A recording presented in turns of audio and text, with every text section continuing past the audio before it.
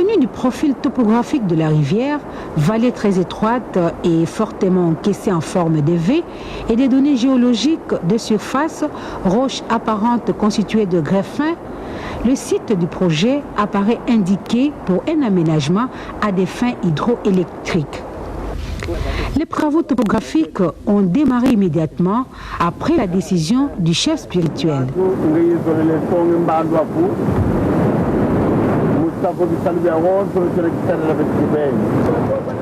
Ils ont abouti à la réalisation d'un premier plan topographique du site au 500e. C'est sur la base de ce plan qu'ont été projetés les ouvrages du projet.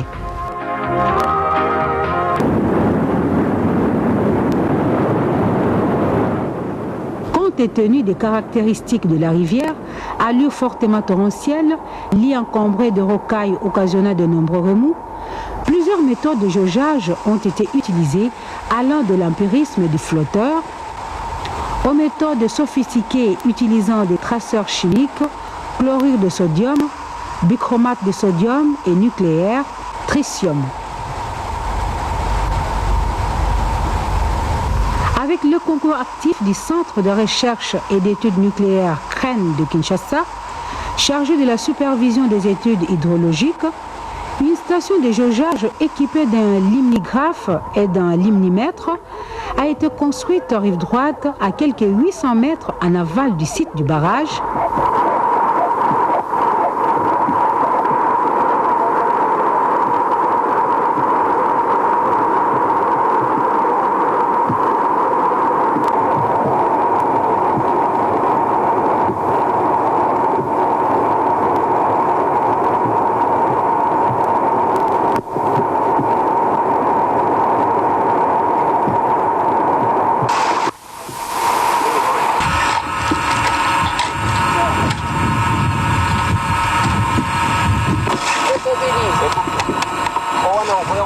Une station météorologique quasi complète comprenant un pluviographe,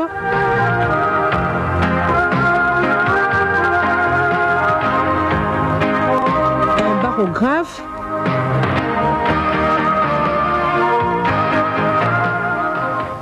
un thermographe, un hygrographe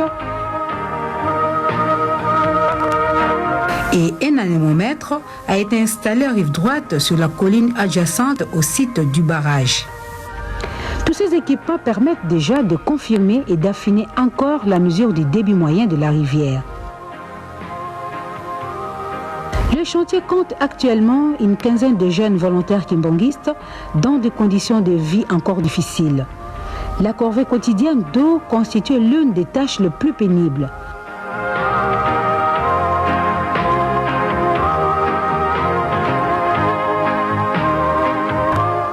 Entre autres, ce gène s'attelle aux travaux agricoles pour l'approvisionnement du chantier en denrées diverses.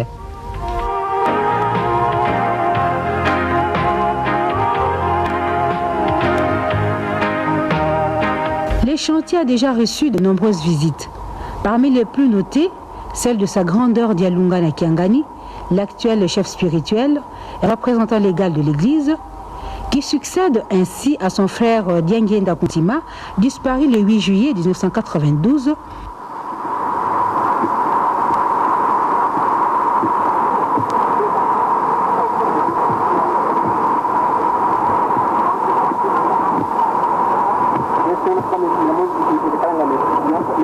Et celle de Maman Bombo, nièce du citoyen président Mobutu Sese Seko.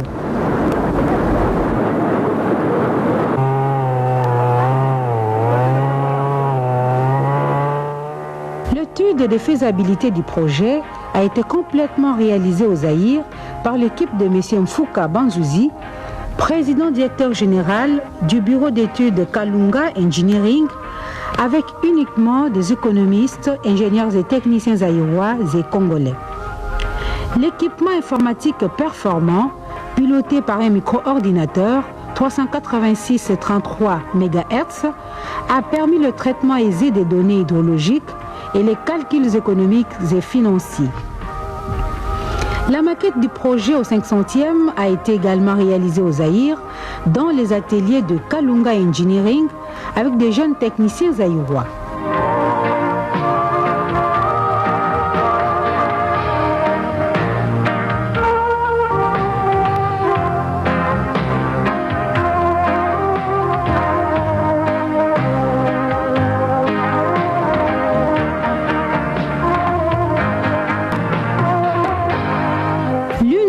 question à résoudre pendant la phase de préparation du chantier est de savoir comment acheminer les approvisionnements, ciment notamment, et les équipements lourds de Mbanza-Ngungu au site du projet.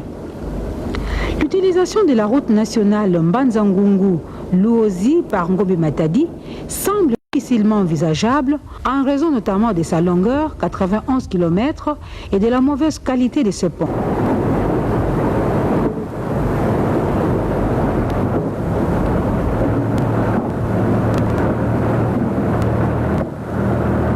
La solution la plus avantageuse pour le projet et du reste de la population de cette zone, c'est de réaliser la réflexion complète de l'ancienne route d'intérêt agricole Mbanza-Ngungu-Kikuka, près d'Nkamba, longue seulement de 44 km jusqu'au site du projet, même si l'on doit réaliser 2 véritables ouvrages d'art sur les rivières Ngongo et Mazamaza. Suivant la variante 2 du projet Mpioka Total, qui est celle retenue, la puissance installée à la centrale de Mpioka est de 11,4 MW, soit une production annuelle prévue de 52,8 GWh. Les estimations prospectives quant aux besoins réels de consommation électrique de la cité sainte d'Nkamba et de ses quartiers annexes indiquent un appel de puissance ne dépassant pas 500 kW à l'horizon 2010. Alors s'est posée très vite la question de savoir ce qu'il fallait faire de l'excédent de production de la centrale de Mpioka. À cette question, son éminence Diangenda Kuntima répondait en substance « À vous de trouver la réponse ». Ainsi sont apparues les véritables préoccupations du chef spirituel de l'église kimbangiste. Créer une infrastructure de production électrique pour le développement économique et social de toute une région et non seulement pour les besoins d'Nkamba. Belle rupture avec l'approche des missionnaires qui ont réalisé des microcentrales hydroélectriques dans plusieurs régions du pays pour le seul besoin des dispensaires et quartiers européens de mission. Ce type de préoccupation était en fait une constante chez son éminence Diangenda Kuntima. Je m'aide en aidant les autres, aimait-il dire. Dans cet esprit, une prospection a été réalisée dans la région afin d'évaluer les ressources minières et agronomiques suffisantes pour sous-tendre une véritable activité économique moderne permettant le développement économique et social d'une zone de 300 000 habitants en 1990 avec une densité moyenne de l'ordre de 57 habitants par kilomètre carré et un taux annuel de croissance démographique de 3,3%. Ainsi ont été découverts les calcaires de Bokompemba près de Mbanza-Ngungu. Ces calcaires d'excellente qualité donneront naissance au pôle d'activité de Bokompemba, spécialisé dans la production de chaux pour la production d'eau potable au Zaïre et dans le pays voisin, de gypse artificiel et de plâtre. L'étude géologique du jugement est aujourd'hui achevée.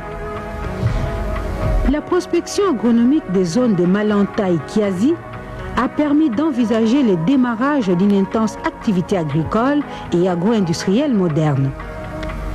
Les études de faisabilité des différents projets identifiés doivent commencer dès que possible.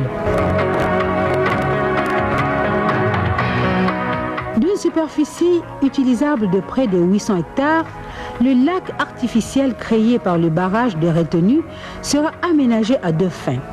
En poissonnement avec des espèces halieutiques sélectionnées et importées des lacs du nord-est du pays, pour l'induction d'une activité de pêche artisanale inexistante dans une région caractérisée par une carence protéique réelle, aménagement à des fins touristiques.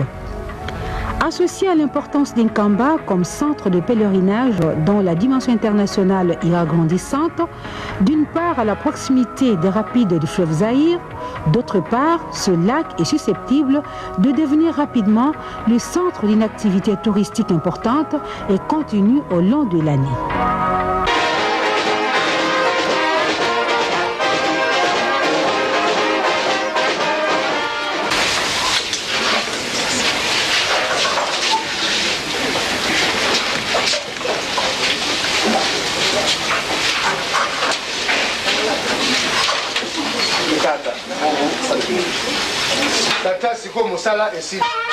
Le L'étude de faisabilité et la maquette ont été officiellement remises à son éminence Dialungana Kiangani, chef spirituel, le 14 novembre 1992 en Kamba.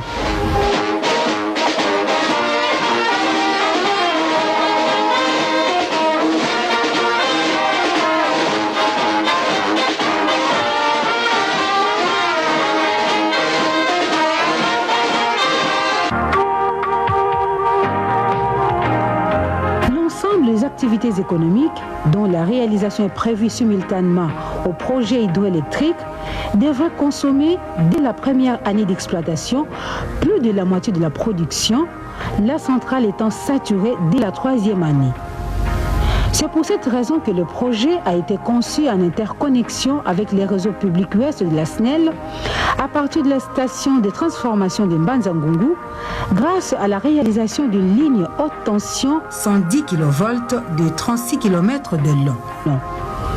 De cette manière, la centrale hydroélectrique de Mpioka et son réseau de transport associé serviront de pont au réseau public ouest de la SNEL pour l'approvisionnement des zones de l'arrière-pays Manianga et vraisemblablement des régions voisines de la République du Congo.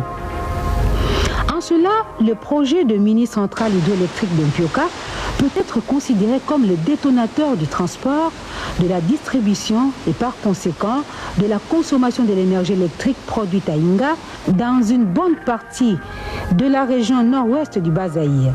C'est là l'une de ses grandes justifications.